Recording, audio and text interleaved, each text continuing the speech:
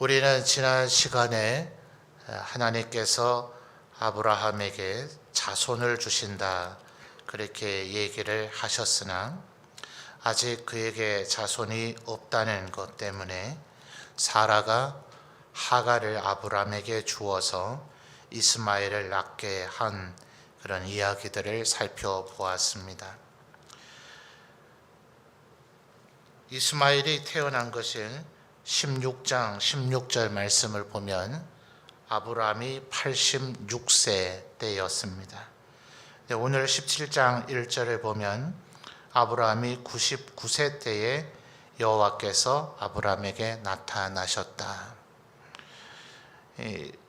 16장과 17장이라는 구분이 있기는 하지만 이것은 원래 있는 구분은 아니죠. 모세가 창세기를 기록하고 모세오경을 기록했을 때 장과 절의 구분이 있는 것은 아니라서 16장 16절과 17장 1절은 그대로 지금 이어지는 문장들입니다. 불과 한두 단어 사이에 무려 13년의 세월이 지나가 버렸죠.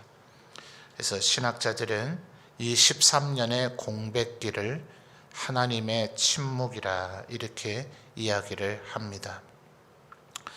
하나님께서 우리에게 스스로를 나타내시고 드러내지 않으시면 우리는 하나님을 찾아볼 길이 없죠. 하나님을 만날 방법도 없고 하나님의 얼굴을 배울 수 있는 방법이 없습니다. 그러니까 하나님께서 우리에게 나타나 주시고 하나님 스스로를 드러내 주시기 때문에 우리가 하나님을 만날 수 있고 하나님께 예배를 드릴 수가 있는 거죠. 그래서 하나님께서 스스로를 드러내신다 이래서 그것을 한자적 표현으로 계시라 이렇게 이야기를 합니다.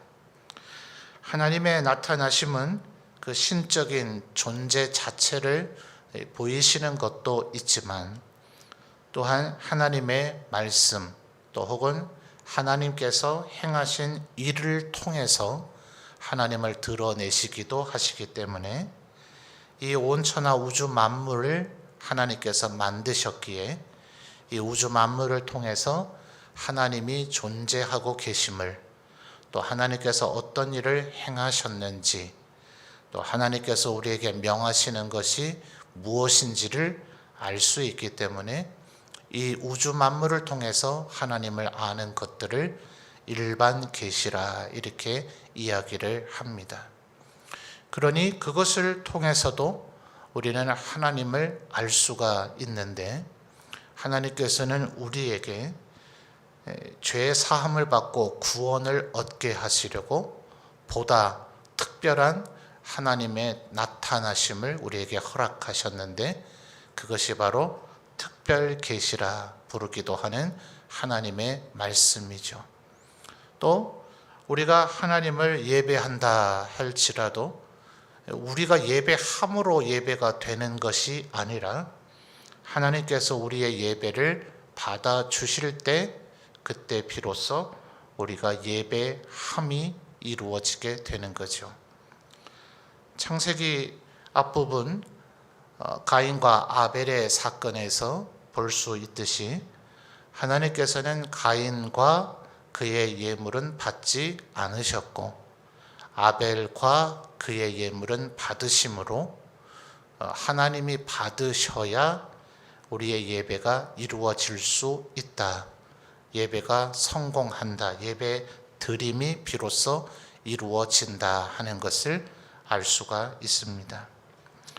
그러니 하나님께서 우리에게 스스로를 드러내지 않으시고 마치 감추어지신 것처럼 하나님께서 나타나지 않으시면 우리는 도무지 하나님을 배울 방법이 없고 우리가 아무리 소리쳐 그분께 외쳐 부른다 할지라도 하나님께서 듣고자 아니하신다면 우리의 기도는 하나님 존전에 상달되지 못할 것입니다. 그러니 지금 16장 16절의 아브라함의 86세 때부터 아브라함의 99세 때까지의 이 공백은 단순히 우연한 공백이 아니라 하나님께서 아브라함의 일종의 징계를 하신 것이다. 이렇게 볼 수가 있습니다. 그러니 우리가 말씀을 읽을 때 그 말씀 속에서 하나님을 만나 뵐 수 있도록, 기도할 때에 하나님을 만날 수 있도록, 또 예배 드릴 때에 하나님을 만날 수 있도록 하나님께 늘 기도해야 될 것이고, 그 일이 이루어졌다면 그 자체가 은혜인 거죠. 내가 말씀을 읽으면서 그 말씀 속에서 친히 말씀하시는 하나님의 음성을 듣는 것과 같았다.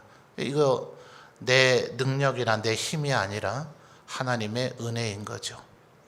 내가 기도하니 하나님께서 응답해 주셨다. 내가 기도를 잘했다거나 기도의 내용이 하나님께서 좋아하실 만한 것들을 잘 선택했거나가 아니라 그 자체가 하나님의 은혜인 거죠. 우리는 물론 최선을 다해서 정성껏 영과 진리로 예배를 준비해야 되지만, 우리가 준비를 잘했기 때문에 예배를 드릴 수 있는 것이 아니라 예배를 받아주심 자체가 은혜인 것입니다.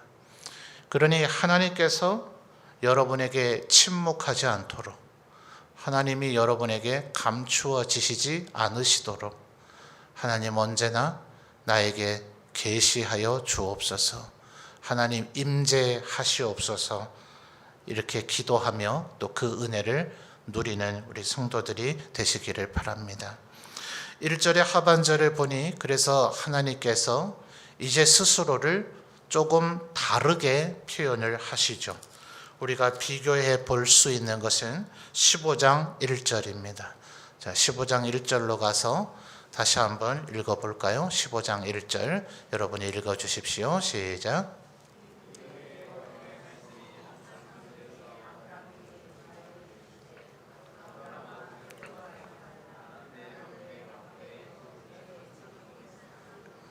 아멘. 자, 15장 1절은 아브라함이 조카 롯을 그돌라오멜에게서 구출해 오고 난 이후 가나안 땅 전역에 아브라함의 존재가 드러나 버렸기 때문에 그것이 두려워서 이런 말씀을 하셨다라고 우리가 이미 살펴봤습니다만, 오늘 우리는 이 각도에서 15장과 17장 사이에 16장에 있다는 것을 염두에 두고 15장 1절과 17장 1절을 비교해 볼 필요가 있습니다. 하나님께서 스스로를 15장 1절에 나는 내 뭐라 하셨죠? 방패요 너의 지극히 큰 상급이다.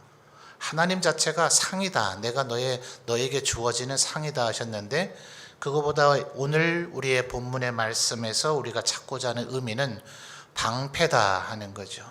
제가 15장을 설명할 때에 로마 제국이 어떻게 지중해 전역을 제패하는 국가가 되었는가, 로마라고 하는 도시에서 출발한 이 국가는 처음에 하니발에게 로마 시가 함락까지 됐을 정도로 거의 멸망 직전까지 갔었던 적도 있었다.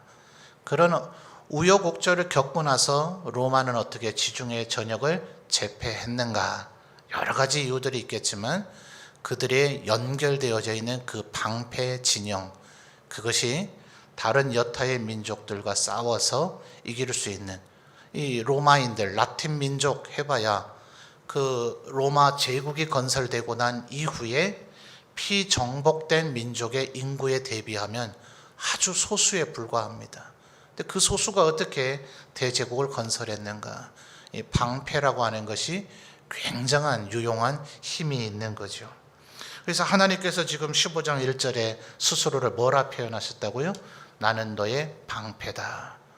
자, 결과적으로 볼 때 16장에서 아브라함과 사레가 하나님을 믿은 것입니까? 안 믿은 것입니까?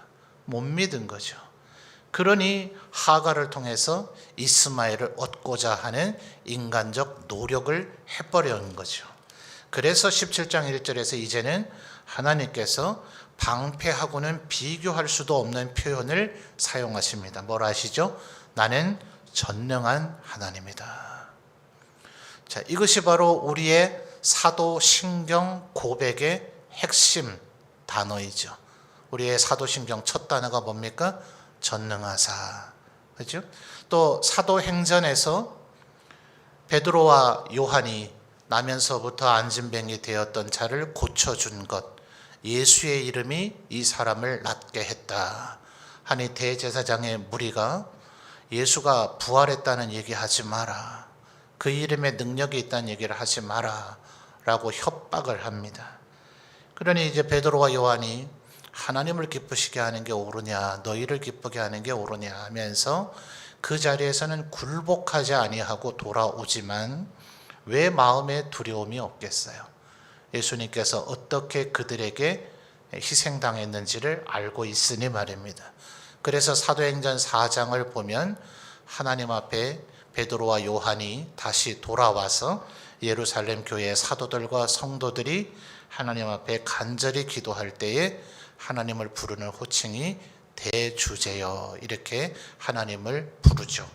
바로 이 전능한 하나님, 영어 단어들로 하면 Sovereign Lord라든지 Almighty God이라든지 말 그대로 능하지 않은 일이 없으신, 말 그대로 전능한 하나님이십니다.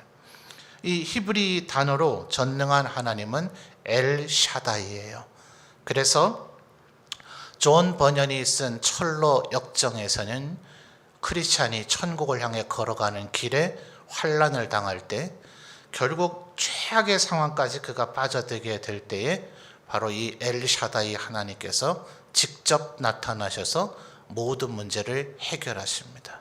전능하신 하나님, 불가능한 것이 없으시고 해결하지 못하실 일이 없으신 하나님. 방패 굉장히 강하다 그랬죠. 근데 우리 동양에서는 방패의 한계점을 나타내는 단어가 있죠. 뭐죠? 모순이라 그러죠. 어떤 사람이 창과 방패를 팔고 있는데 내 창은 어떤 방패든지 뚫습니다. 내 또 방패는 어떤 창이든지 막아냅니다. 이렇게 창과 방패를 다 팔면서 내 제품이 좋다라고 주장을 해대니 어떤 손님이 그랬다 그러죠. 그 창으로 그 방패를 찌르면 어찌 돼요? 그래서 창 모자와 방패 순자를 해서 모순이다라는 단어가 그렇게 생겨났다 하죠. 물론 하나님은 그런 인간의 한계적인 방패는 아닙니다. 그러나 15장 1절에서 나는 너의 방패다 하셨던 그 표현과 17장 1절에서 나는 전능한 하나님이다 하시는 이 표현은 하나님의 스스로를 설명하시는 표현에서도 분명히 강화된 바가 있죠. 왜 그래요? 아브라함이 왜 믿지 못하느냐 하는 거죠. 도대체 너에게 뭐라고 말해야 나를 믿겠느냐? 하나님께서 스스로를 가리켜서 맹세하셨는데 나는 전능한 하나님이다. 오늘 이 저녁에 아직 설교 초입부라 더 드릴 말씀이 많기는 합니다만 다 기억 못하시더라도 하나님은 전능하신 하나님이다. 어쩌면 우리들 기도할 때에 전지전능하신 하나님, 무소부재하신 하나님, 너무나 우리에게 소위 신론 혹은 성부 하나님은 어떤 분이신가, 이것에 대해서 구구절절 알지를 못하더라도 하나님은 어떤 분인가, 교회에서 신앙생활을 조금만 했다면 그분은 전능하신 하나님이다라고 누구라도 말할 수 있을 거예요. 그러다 보니 어떤 면에서 우리가 너무나 쉽게 알고 있는 듯 하지만 역으로 식상하게 되어져 버린, 말로는 전능한 하나님, 전능한 하나님이라고 하지만 여전히 하나님은 무능하고 무기력한 하나님쯤으로 생각하는 우리의 인식이 있지는 않은가? 진실로 하나님은 전능하신 하나님이심이 맞는가? 나는 그렇게 믿고 있는가? 오늘 이 저녁에 다시금 우리의 신앙을 점검해 보시는 저와 여러분이 되시기를 바랍니다. 15장으로 한 군데를 다시 더 거슬러 가서 살펴볼까요? 15장 6절을 보시죠. 15장 6절 다시 한번 여러분 읽어주십시오. 시작.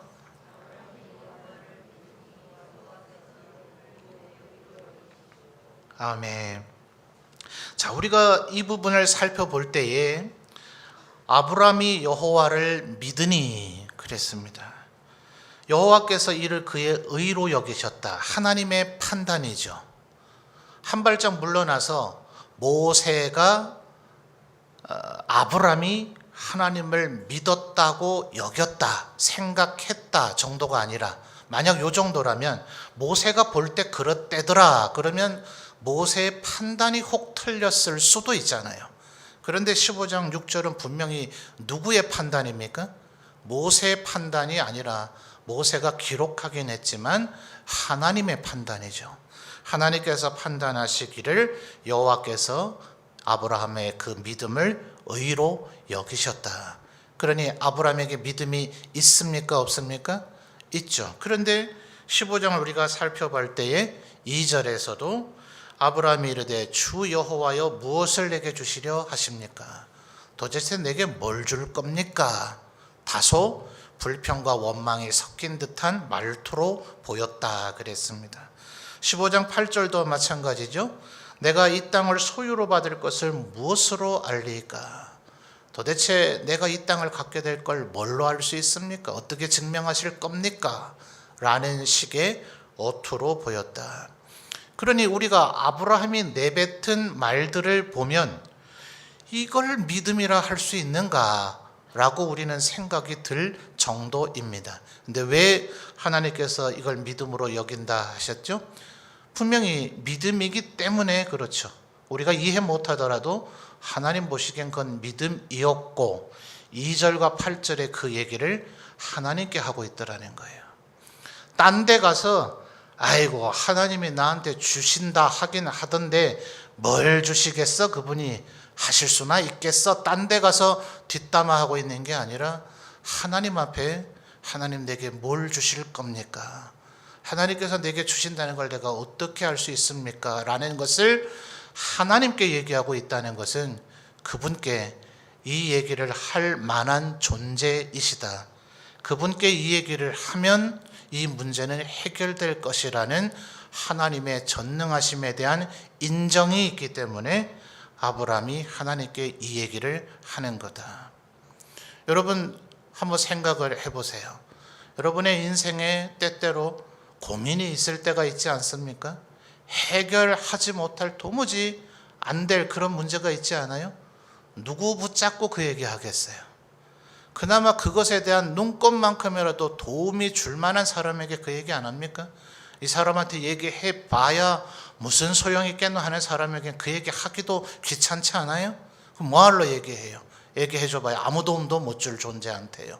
아브라함이 지금 다소 불평과 원망이 섞인 듯한 어투와 말투일지라도 하나님 앞에 이 얘기를 하고 있으므로, 물론 이것만은 아니라는 거예요. 우리의 이해가 다 되지는 않으나 하나님께서 보실 때 이것을 믿음으로 인정하셨다. 하나님이 인정하시면 하나님은 틀림이 없으신 줄 믿습니다. 하나님은 지혜로우시고 우리보다 모든 것을 알고 계셔서 하나님의 판단, 하나님의 알고 계심이 틀림이 없으신 줄 믿습니다. 그런데 오늘 17장 1절을 보십시오. 하나님께서 아브라함이 분명히 믿음이 있다, 그것을 의로 여긴다 라고 하셨는데, 이제는 한 단계 더 나아간 혹은 동전의 양면에서의 반쪽과 같은 나머지 절반을 요구하시죠. 17장 1절의 하반절, 나는 전능한 하나님이라, 그 다음 뭐라 얘기합니까? 너는 내 앞에서 행하여 완전하라. 네가 나를 믿는다면, 네가 나를 믿고 있는데 이렇게 행해서는 안 될 것이다 라고 지금 하나님께서 아브라함을 책망하고 계시는 겁니다. 여러분, 믿음과 행동은 연결되어 있습니다. 절대로 따로 떨어질 수가 없습니다. 예를 들어 어떤 사람이 절벽에서 떨어졌는데 중간에 튀어나온 나무를 붙잡고 거기에 겨우 매달렸습니다. 우스갯소리로 그런 얘기가 있잖아요.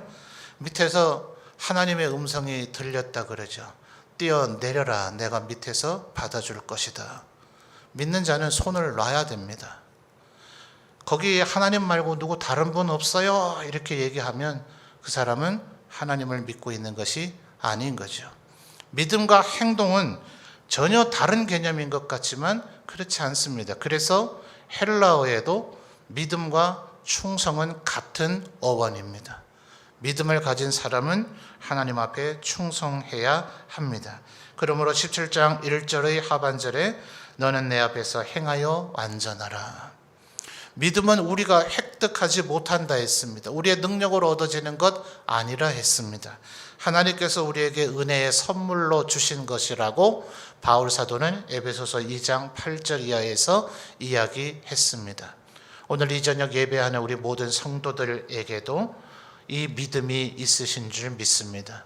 그러니 4만 명이 아니라 5만 명 거의 가까이 확진자가 나오고 있는, 매일같이 수십 명 우리가 살고 있는 이 작은 도시 문경에서 확진자가 나오고 있는데도 불구하고 오늘 이 저녁에도 이렇게 예배하러 나오신 것 아닙니까? 우리에게 믿음이 있으니 이제는 우리의 행동이, 우리의 삶이 우리에게 믿음이 있음을 입증해야 합니다. 그런데 안타깝게도 지난 13년간 아브라함의 경우요, 16장 16절의 86세에서 99세까지 흐르는 13년 동안 그는 더 이상 하나님께 소망을 뒀습니까? 안 뒀습니까? 18절에서 그 아브라함의 마음이 드러나죠. 뭐라고 얘기합니까? 이스마엘이나 하나님 앞에 살기를 원하나이다. 단순히 우발적 행동이 아니라 하갈이 이스마엘을 낳자 그는 더 이상 소망을 포기한 듯이 보였습니다. 그러니 하나님께서 이제 너의 믿음이 완전해져야 된다. 그러니까 우리의 믿음이 조금 불완전해 보이고 연약해 보이고 정말 겨우 이제 싹이 난 것 같아 보인다 할지라도 하나님께서 우리의 그것을 믿음으로 인정해 주시는 것 또한 은혜이죠. 분명히 우리에게 믿음이 있는 줄 믿습니다. 그런데 여러분, 그것에서 만족하지 말라고 지금 주님 얘기하고 계시잖아요. 너는 내 앞에서 행하여 완전하라.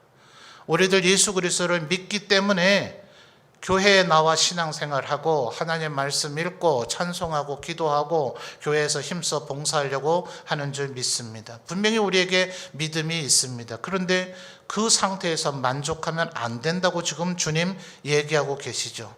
네가 나를 믿는다면서 하갈을 취하는 일을 해서는 안 된다라고 지금 하나님 얘기하고 계셔요.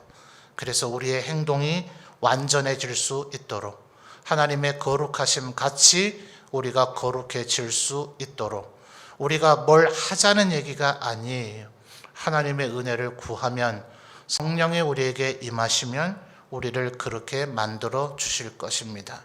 내가 그리스도 안에 있고 그리스도가 내 안에 있으면 이 일들이 이루어질 것입니다. 주님께서는 복음서에 기록된 대로 그 얘기들을 끊임없이 하셨습니다. 나도 아버지 안에 있고, 예수님께서 말입니다. 나도 아버지 안에 있고 아버지께서 내 안에 계시기 때문에 내가 지금 이와 같은 일을 행한다.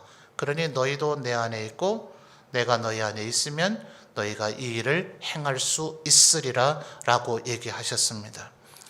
행할 수 있으리라 주님 분명히 얘기하셨어요.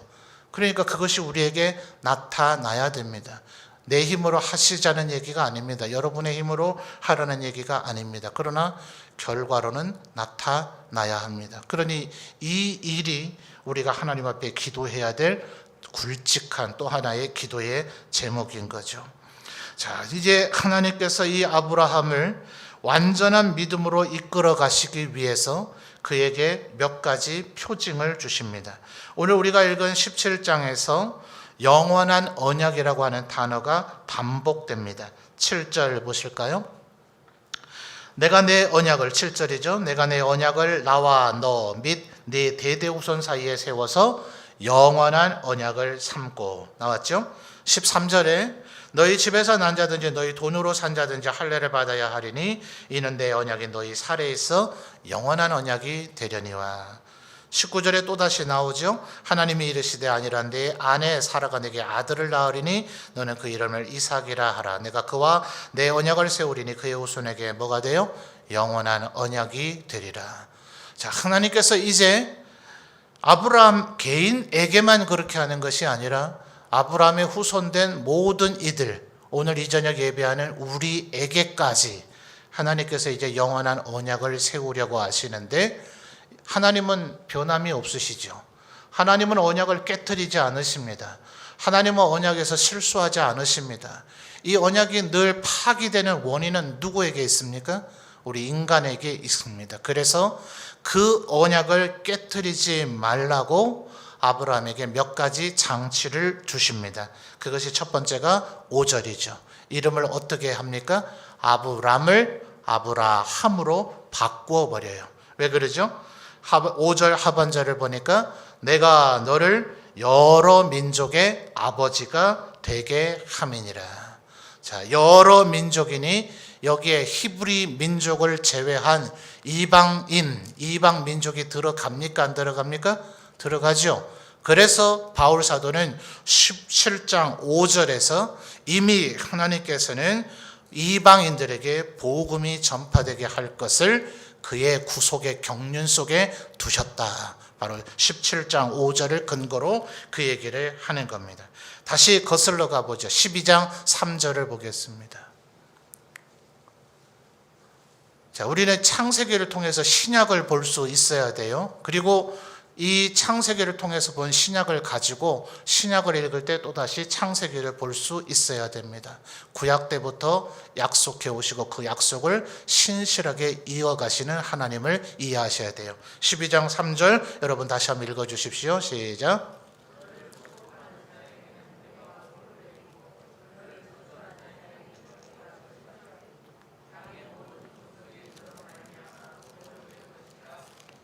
아멘. 자, 3절 하반절에 7 축복 가운데 제일 마지막 축복이라고 보통 얘기를 하죠. 뭐라고 얘기합니까? 땅의 모든 족속이 너로 말미암아 복을 얻을 것이다. 모든 족속. 그것을 지금 언약으로 이미 12장 3절에서 주셨는데 아브라함이 잘 기억을 한 겁니까? 못한 겁니까? 못한 것이기 때문에 17장 5절에서 아예 이름을 바꿔봐서 그 이름을 통해서 계속해서 이것을 기억나게 하시는 거예요.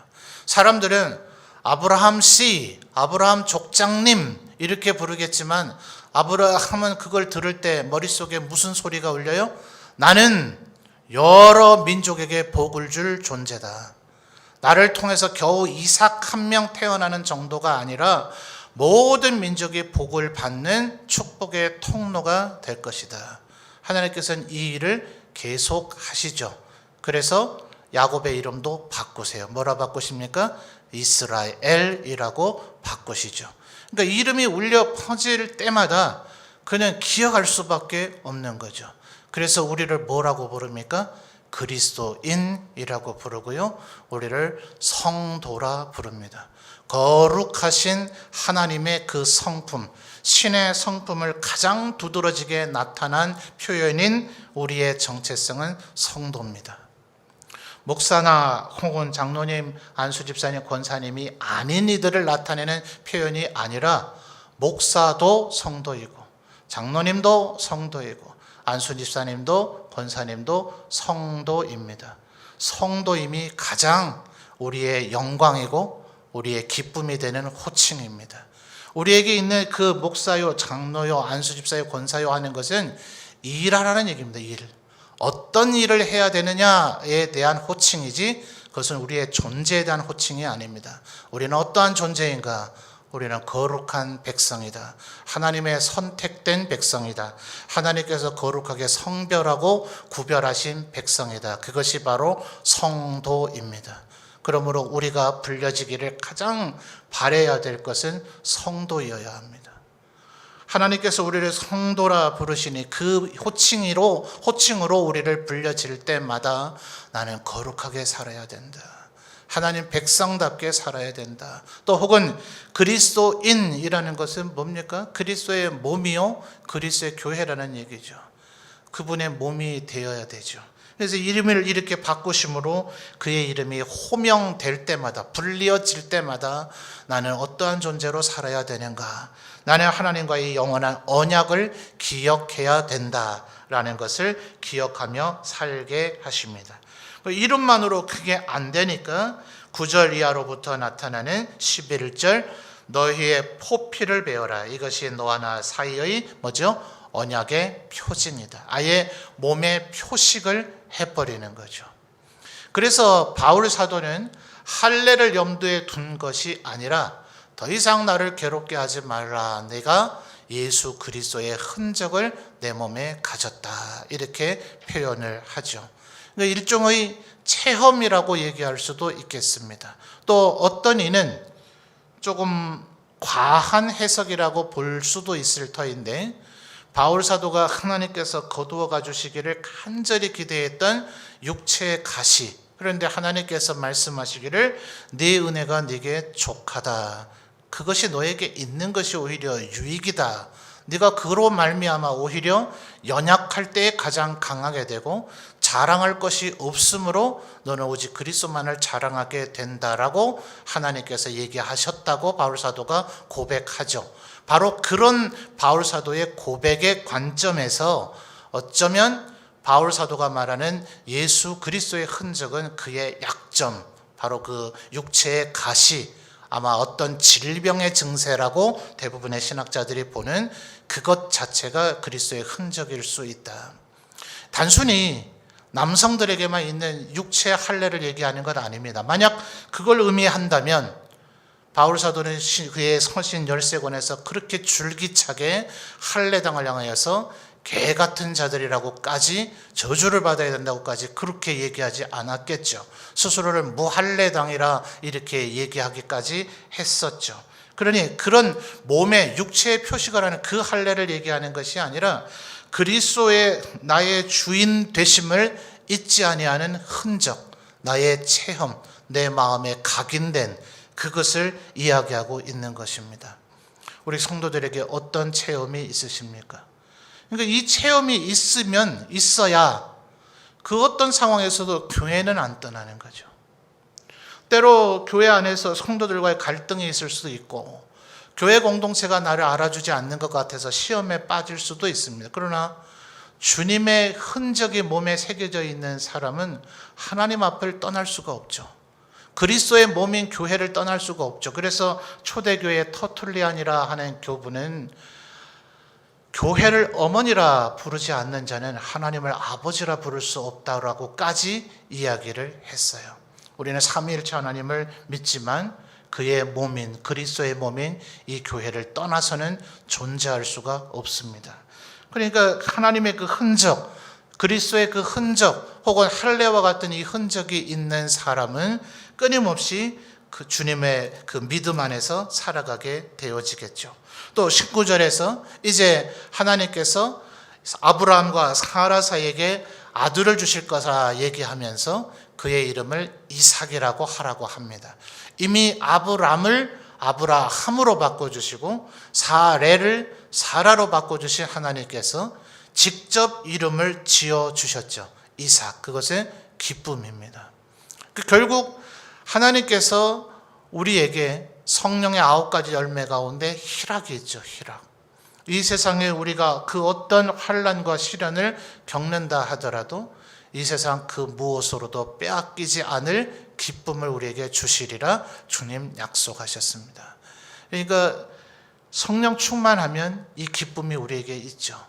그저 좋은 일이 있어서, 내게 유익이 있어서, 내 앞길이 탄탄하고 그래서 있는 것이 아니라 주께서 내게 주시는 기쁨을 맛보는 사람이 되어야 되겠죠.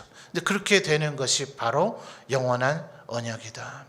그러니 하나님 앞에 우리가 이 17장 1절에서 얘기한 완전한 그 행함으로 나아가려면 내 이름을 통해서 내가 어떤 존재인가를 끊임없이 기억하고 내 몸에 있는 흔적을 기억하고 내 마음속에서 주시는 이삭과 같은 기쁨이 우리에게 일어남을 통해서 내가 하나님의 백성, 주님의 몸 되었음을 기억하며 살아갈 때에 우리의 믿음이 온전한 자리에 이르게 될 것입니다. 우리는 바울 사도 말하기를 육체의 할례를 해야 되는 것이 아니라 우리의 마음의 할례를 해야 되고 우리의 목의 할례를 해야 된다고 바울 사도는 가르치고 있습니다. 우리의 마음속에 주님을 모셔서 이것을 잊어버리지 아니하는 이름을 통해서든 할례를 통해서든 혹은 이삭이라고 하는 기쁨을 통해서든 내가 하나님의 백성, 하나님의 몸 되었음을 잊어버리지 아니하고 하나님의 은혜와 영광 가운데 살아가시는 우리 모든 성도들이 되시기를 바랍니다.